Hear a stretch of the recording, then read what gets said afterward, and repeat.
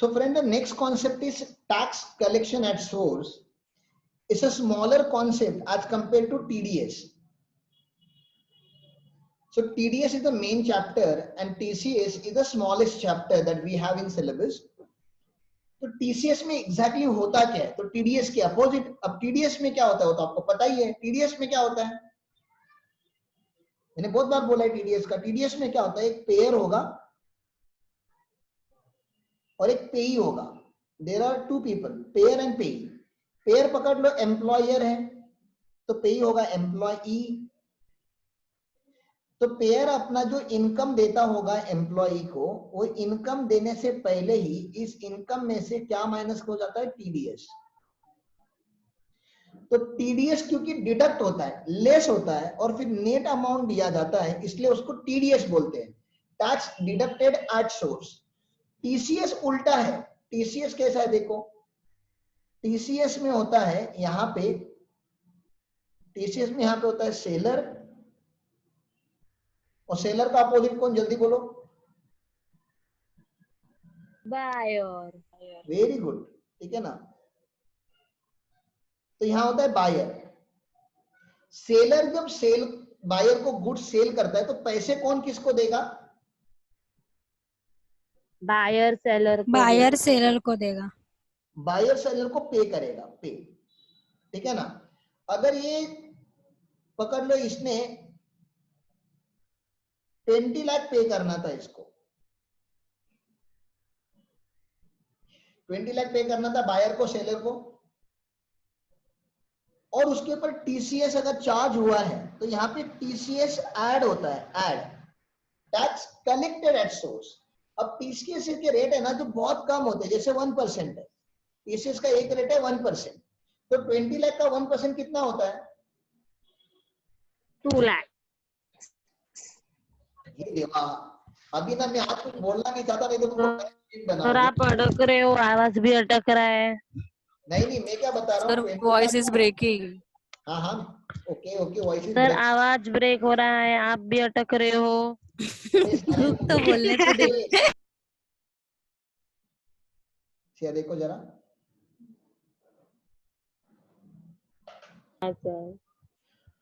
तो 20 लाख का 1% अगर आप कंप्यूट करोगे तो यहाँ पे आता है 20,000, और ये 20,000 अगर आप ऐड करोगे इसमें तो टोटल जो आपका सेलर कलेक्ट करेगा वो होगा 20,000, 20 लाख 20,000. अब 20 लाख 20,000 में का सेलर का जो इनकम होता है वो खाली 20 लाख ही है. सेलर का तो इनकम 20 लाख ही है. तो ये जो टीसीएस उसने लिया हुआ है, ये सेलर डिपॉजिट करता है गवर्नमेंट के साथ. ठीक है ना. सेलर डिपॉजिट करेगा इनकम टैक्स डिपार्टमेंट के साथ. ये डिपॉजिट कर देगा 20,000. बाय यूजिंग सेलर अपना यूज करता है टैन नंबर. सेलर क्या यूज करता है? अपना टैन नंबर. और बायर का क्या यूज करता है? Tan number.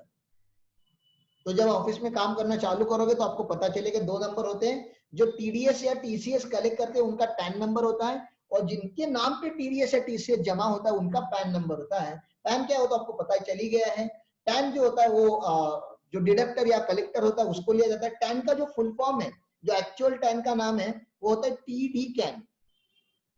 उसको टैन पैर से बोलते हैं लोग, लेकिन उसका एक्चुअल नाम होता है TD can, tax deduction and collection account number. ऐसे इसकी बात होती है. सर ये गवर्नमेंट ने ऐसा क्यों किया है?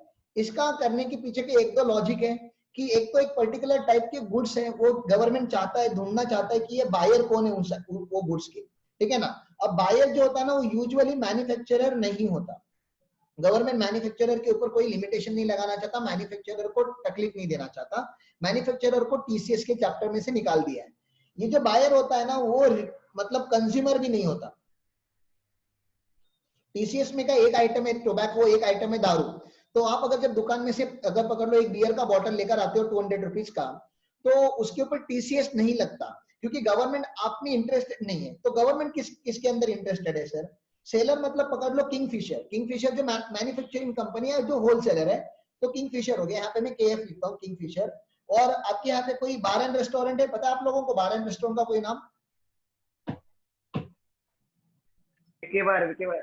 कौन सा बार? ये बोलना कोई तो एक बार. विकी. ठीक है, विकी बार. तो ये विकी बार करके यहाँ पे पकड़ लो. ठीक है ना। तो ये विकी बार जो भी है या जो भी बार एंड रेस्टोरेंट है, वाइन शॉप का जो शॉप है, तो इसमें क्या होगा, किंगफिशर से जब ये एक ट्रक लेके माल जब क्योंकि ये लोग जो करते तो एक टेम्पो एक ट्रक भर के ऐसा माल परचेस करते हैं, तो गवर्नमेंट को पता है कि बार की जो इंडस्ट्री है, जो वाइन शॉप की इंडस्ट्री है, उसमें टैक्स की चोरी बहुत ज्यादा होती है, होती होगी कि नहीं? यस।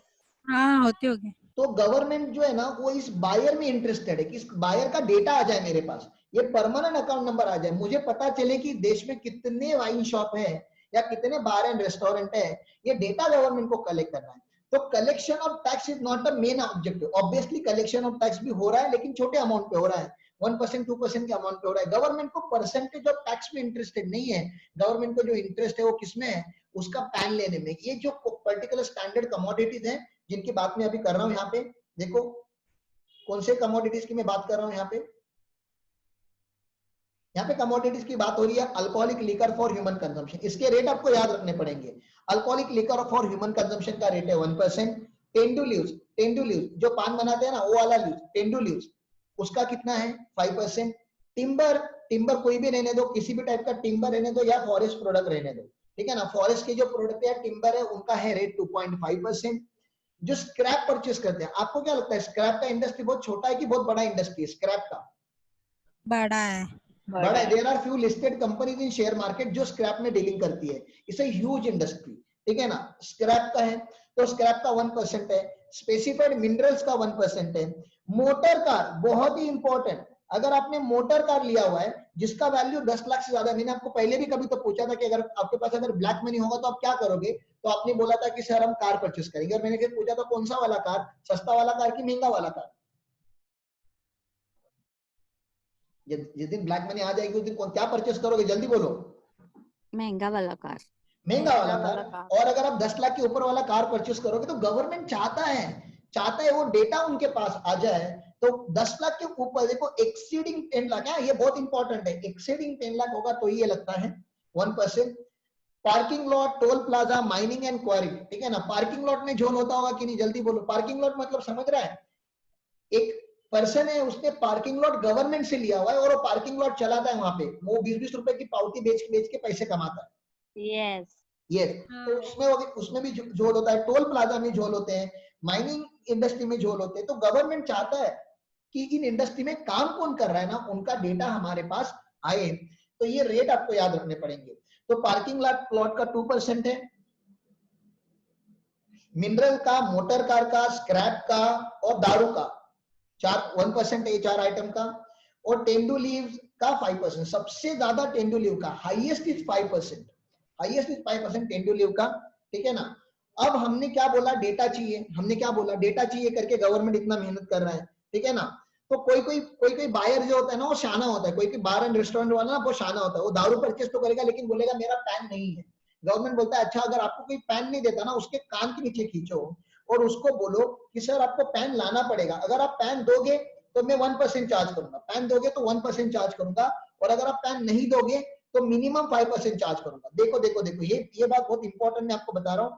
अगर आपने मुझे पैन दिया, सेक्शन 206CC पैन दिया तो बहुत अच्छी बात है, जो रेट उन्होंने बोला है टीसीएस का उसका डबल रेट, जो टीसीएस का रेट बोला है उसका डबल रेट, तो ट्वाइस, जो टीसीएस का रेट बोला उसका डबल रेट या मिनिमम 5% व्हिचएवर इज हायर। तो टेंडुलिव, अगर टेंडुलिव आपने लिया, टेंडुलिव, और अगर आपने पैन नहीं दिया तो कितना परसेंट कटेगा टीडीएस, कितना परसेंट कलेक्ट होगा टेंडुलिव?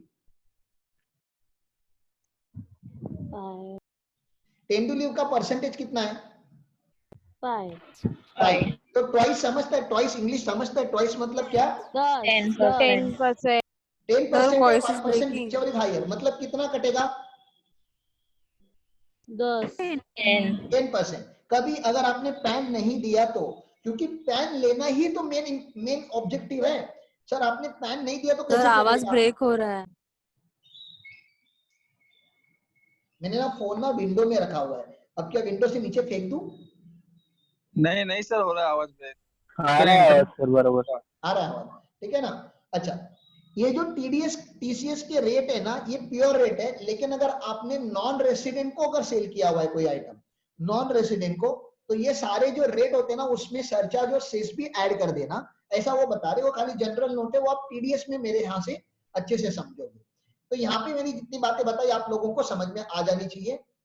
आपको इंपॉर्टेंट क्या, एग्जाम के लिए इंपॉर्टेंट क्या है, तो ये टेबल आपको रट के रखना है, बहुत ही इंपॉर्टेंट टेबल है, इजी भी है। टेंडुलिव का 5%, दारू का 1% है, motor car exceeding 10 lakh rupees होगा तो ही 1% लगता है, स्क्रैप का 1% है, ये होगा पार्किंग लॉट माइन क्वारी का होगा तो 2% होता है, और कोई फॉरेस्ट प्रोडक्ट या टिम्बर होगा तो 2.5% होता है।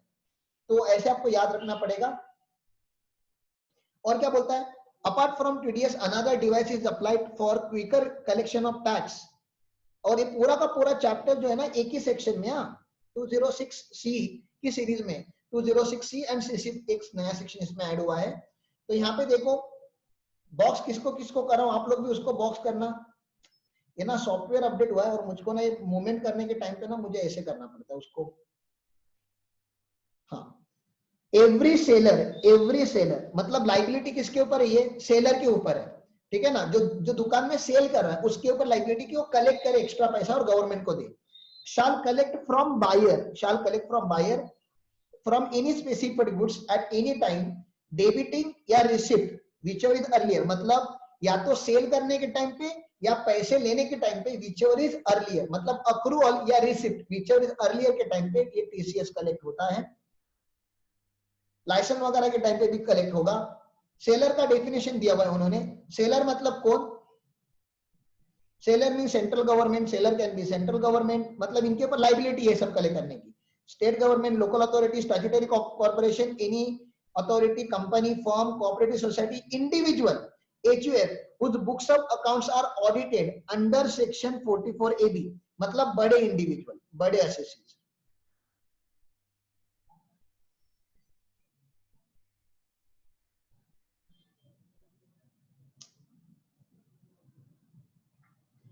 बिग एसएससीज, ठीक है ना, जो ऑडिट में रहेंगे उनको ये एप्लीकेबल होता है।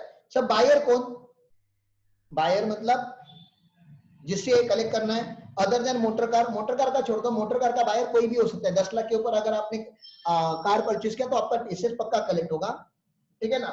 Means a person who obtains in any sale by way of auction, tender और any other more specified goods और the right to receive such goods but does not include, ये याद रखो कि कौन बायर नहीं होता, डज नॉट इंक्लूड, मतलब अगर ये लोग होंगे नीचे अभी जो लिखे हुए आइटम अगर आएंगे तो टीसीएस की प्रोविजन नॉट एप्लीकेबल, इसको नॉट एप्लीकेबल, इनको टीसीएस का प्रोविजन नॉट एप्लीकेबल है। सारे बायर को एप्लीकेबल होता है, इनको एप्लीकेबल नहीं होता।